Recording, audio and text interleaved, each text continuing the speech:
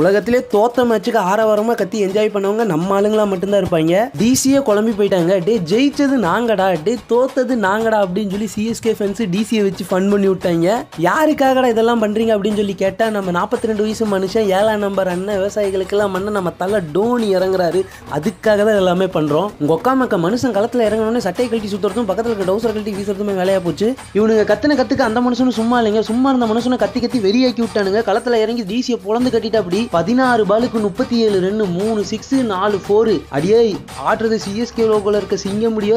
27,000 பேர் இந்த கிரவுண்ட். அவன் தோத்ததை மறந்து தலை ஆடுனதை பார்த்து பரவச நிலைக்கே போயிட்டானுங்க. போன வருஷம் ஐபிஎல் தலையோட பெஸ்ட் பாலே 4, இந்த வருஷம் ஐபிஎல் தலையோட பெஸ்ட் பாலே 4. எனக்கு தெரிஞ்சு இந்த வருஷமும் கப்பு நம்மளுக்கு தான் நடச்சு. சாலா கப்பு நம்மளுக்கு தான் அப்படின்னு சொல்லி எவனாச்சும் கிரவுண்டுக்குள்ள சுத்திட்டு இருந்தீங்கன்னா அப்படியே கிரவுண்ட் விட்டு எகிரி குச்சி ஓடி போயிருங்களா. உங்களுக்கு கப்புலாம் கிடைக்காதுன்னா 4 அப்பு தான் கிடைக்கும். அடே ஆர்சிபி, நீங்க இப்படி கப்பு வாங்கினாதாண்டா உண்டு. அடி வாங்கினது நானு, அதனால இந்த கப்பு எனக்கு தான் சொந்தம்.